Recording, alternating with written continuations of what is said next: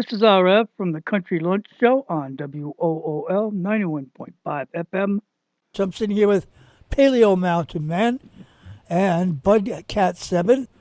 How many miles of walls in Vermont were you talking about? Well, I don't know about it in Vermont, but overall, officially there's 240,000 miles. Is that Unofficially, there's 500,000 miles. So are you just Vermont alone could contain 100,000 miles of stone walls easily. you're talking about New England and New York? Or? New England in total, Okay. and that does not count Canada. So if we were to include Canada, because obviously in the ancient past there were no borders as we know them today, so that would also include Canada. So Canada is not included in that number. So conceivably the number could be greater than 500,000 miles of walls, and that's enough miles from the Earth halfway to the moon, and it could be even more. We don't know because nobody's actually ever got out there with a tape measure. This is an estimate. Okay. What about Maine? Do you think there's any walls in Maine? Oh, absolutely. I hear from either subscribers on my channel or people I know.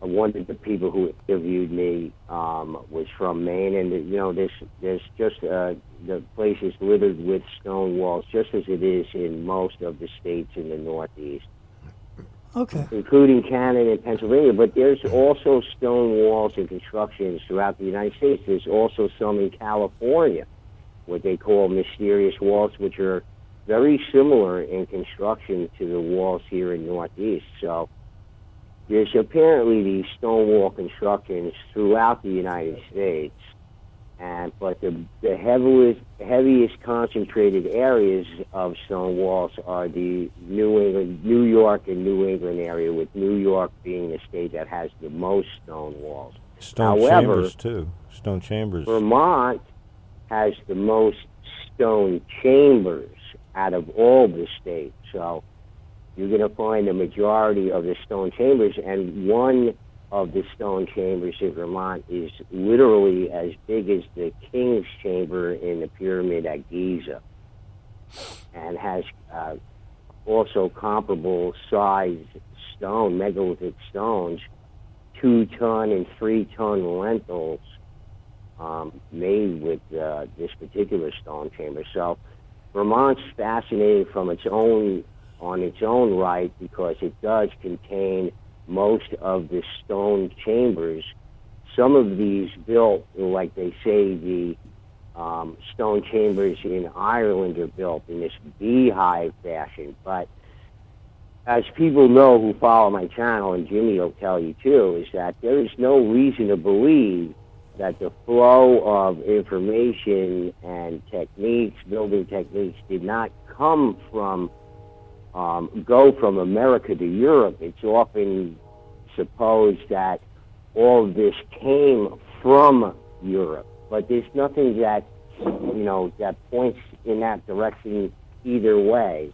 And some of our research on the giants, or the large hominids, as we like to call them, seems to suggest that it went the other way. It went from North America to Europe. It didn't come from Europe to North America. So all these stories about the Celts and Vikings and coming here and sort of colonizing the place, I don't think that's a reasonable hypothesis in my mind. I think that there were people already here, and I think that the story of the past is just a mystery to us, because we're just really starting to understand it now through some of the research that Jimmy does and I do and other people do. We're just coming to that now, and because it's been largely ignored. American archaeology and archaeology overall in North America has been pretty bad. It's not been as good as it's been throughout the rest of the world. It's been largely ignored. And, of course, a lot of it was destroyed in the past as well. A lot of these stone constructions that were found here in New England were were dismantled and used for road fill, so we could never appreciate them ever again because they were just It's still being not done. really taken as important and Still being done. used by the colonists and settlers. There's not even an acceptance that any of this exists. I was told my site was built by glaciers and farmers. That's what I was told.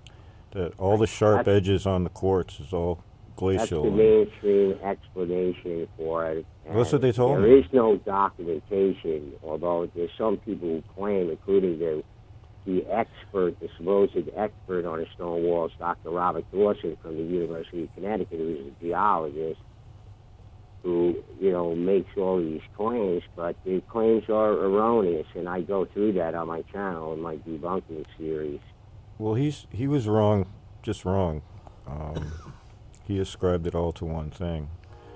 There's so many walls, and there's so many different types of walls, and there's so many time periods of walls being built. It was something that they did up here in New England. And just by the sheer amount of them, you couldn't have done it all in a short period of time. It had to take generations and generations and time periods, and different peoples built different types of walls. And the ones that I happen to be involved with are very straight and true, hollow-built acoustic walls that I believe are more ancient than a lot of the walls that are just traveling through the woods up and down. They have tunnels through them that look on the horizon. You can see both horizons where these walls are built. And they look on both horizons. They mark stars, they mark planets, they mark the sun and the moon.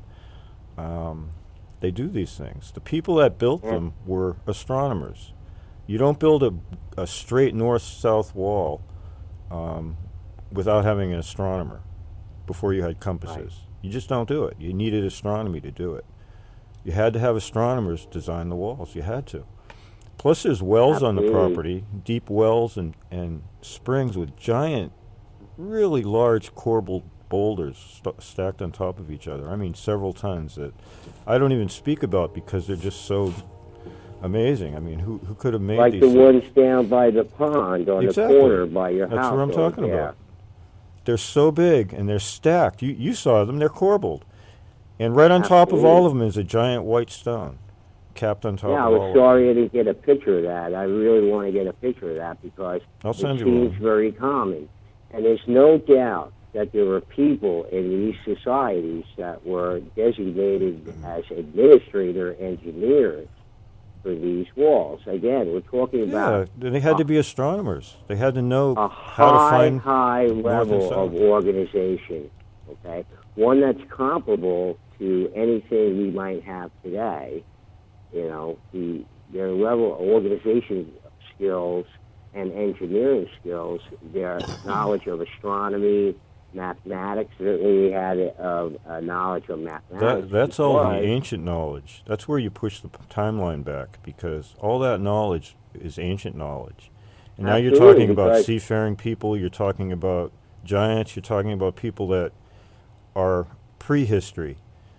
Historic goes back 10,000 years. Historic. Prehistory would go back before that. And that's what we're talking about, I believe. Right.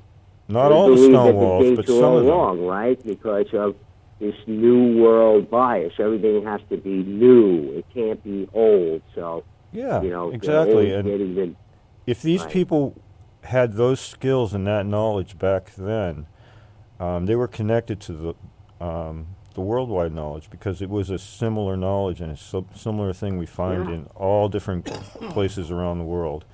Even in evidence for every worldwide culture. And they were connected by boats. They had to be. They had to be. And they had trade, they had networks. And it was so long ago, most of it's gone. It was so long ago. And the evidence that has been found has been, sat on, destroyed, sat on, not talked about. Or dismissed. Dismissed, Or dismissed. You won't write about it if you dismiss it. You just hide it. And that's what happened. It's a shame that did happen, but it did happen. But now there are a lot of people interested in the same questions, and you can't hide the truth. You can find out more about Stonewall research by going to Paleo Mountain Man on YouTube or going to Stonewall Research BudCat7 on YouTube.